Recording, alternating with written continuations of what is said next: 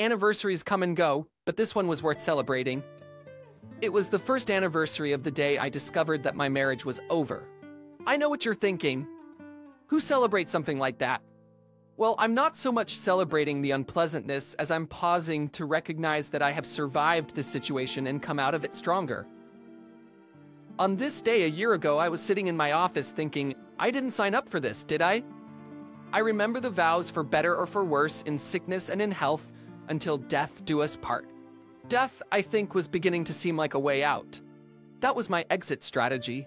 You see, that day I found out that my beautiful and loving wife of 6 years, my best friend, the woman who had been everything to me, had turned out to be a cheating whore. You're thinking the signs were there. She stayed out late, showered as soon as she got home, was always too tired for sex, and got annoyed at me for every little thing. No, none of that happened. I was just an ignorant fool. So how did I know? It was Wednesday, and it was getting close to lunchtime. I was on my way back to the office after an unscheduled visit to a client, and thought I'd get a fried fish sandwich from a little store I know well. They call it the Whale, and they make it fresh, fried with tartar sauce, lettuce leaves, and tomatoes in a roll. It's like fish in a bun.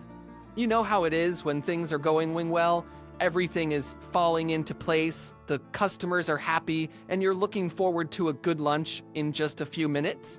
That's the way it was. I was content and happy. That's when it happened. I was stopped at a stoplight when I saw my lovely wife's car coming the other way turn right into the parking lot of the local Don't Tell Anyone motel. I thought, what the hell?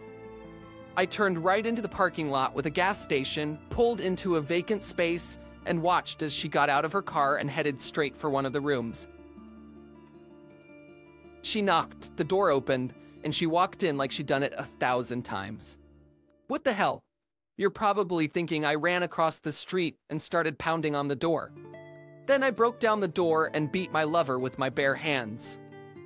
No, now you think I slipped across the street and came in from the other side where I found the curtains slightly parted. I peeked between the curtains and saw everything I needed to know. No, that wasn't it either. I needed to know, but I didn't want her to know that I knew. I just found a place where I could sit quietly in my car and watch that door. An hour after she arrived, she left. 5 minutes later, a man in an expensive suit came out of the room and got into a Lexus and drove away. Typical. I always thought a Lexus was an overpriced commodity for someone who was showing off. I was useless that day. I didn't even try to work. I just sat in my office and researched divorce laws online. It was as bad as I had heard. It was as bad as I had heard before.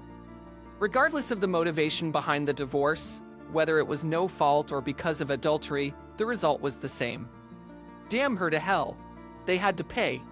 Then I realized I didn't even know his name. How was I going to make him pay if I didn't know who he was? Fate intervened that night. I had barely said 2 words to her all evening, and she was asking me what was wrong. What the hell did she think was wrong?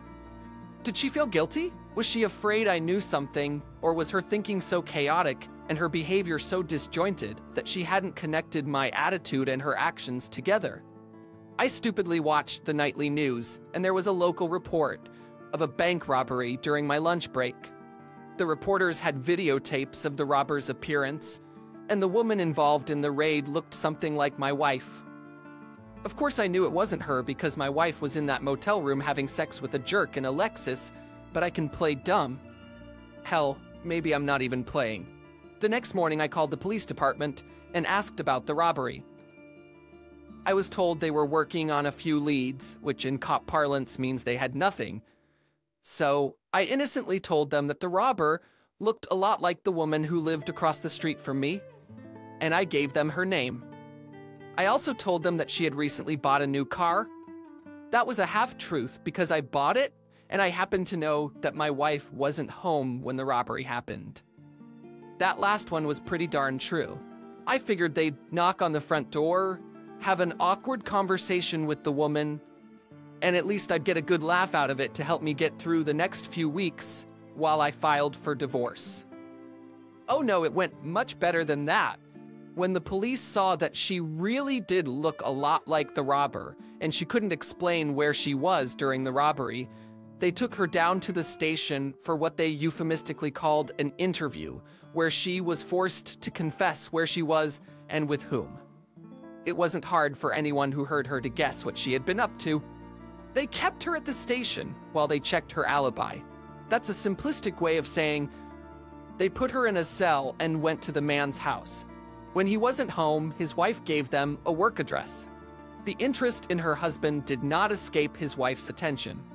When he tried to deny having an affair with my wife, they went to a motel and got the videotapes. His appearance on the screen didn't make the police love him anymore, but it gave them both an alibi. It turns out that lying to police officers is indeed a crime, and so they went back to his house that night to charge him with a minor misdemeanor. I secretly suspect that they waited until he got home on purpose, so they could arrest him in front of his wife. It didn't result in any big fine or jail time for the man, but it did result in his divorce. The story was too scandalous to be kept secret, and the cheating incident quickly became a running joke at the station, which the police found amusing. The police soon told the couple. The couple told their friends, and their friends told their friends, and soon my wife and the man she cheated with became the laughingstock of the town. Even the judge who heard my divorce petition laughed when he realized who she was. In the end, the divorce was finalized.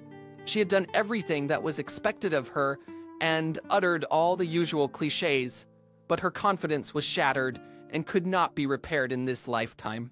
Everywhere she went, she heard whispers and stifled laughter behind her back, and soon she left town. I have no idea where she is or if they are still together, and I don't care now. I'm moving forward. Looking back, I sometimes wonder if it was worth the effort. I knew she was cheating on me, and I was happy to divorce her for it, but I also wanted to make her look like a cheater who had to admit to cheating to avoid arrest for armed robbery. I imagined her having to admit, yes, I'm a liar and a cheat, but I'm not a robber. It was less satisfying than I had hoped, but I must admit that I would do it again if faced with the same situation. Eventually, 2 police officers paid me a visit. Anonymity was no longer an option, so they knew perfectly well that it was me who had called them to report my wife. Officially, they weren't surprised. Unofficially, I offered to buy each of them a beer, and we decided to consider it a small fine. I think one of them was divorced and the other was about to get divorced, and they admired my actions. They simply warned me not to do it again. I wasn't sure if they meant the message about my wife being a burglar or if they were talking about marrying her, but either way, I agreed to both. And here I am a year later. I've gotten rid of the deception that haunted me, and I'm rebuilding my life. I had a few secondary friends who were actually friends of my wife, and they knew about her betrayal, so I had no trouble cutting them out of my life. I then redoubled my efforts towards the good friends who supported me. I didn't date anyone until the divorce was finalized. I spent that time dealing with my emotions. Then about a month ago, I met a wonderful woman my age. She too is divorced from a cheating husband. We have so much in common. She too is rebuilding her life, and she too has made it her mission to find the best bourbon produced on earth. We consider this our sacred mission and take it very seriously. Maybe we will succeed, maybe we won't. We are taking our time with it. Right now, I am enjoying every minute I can spend with her, and tonight she will help me celebrate my divorce.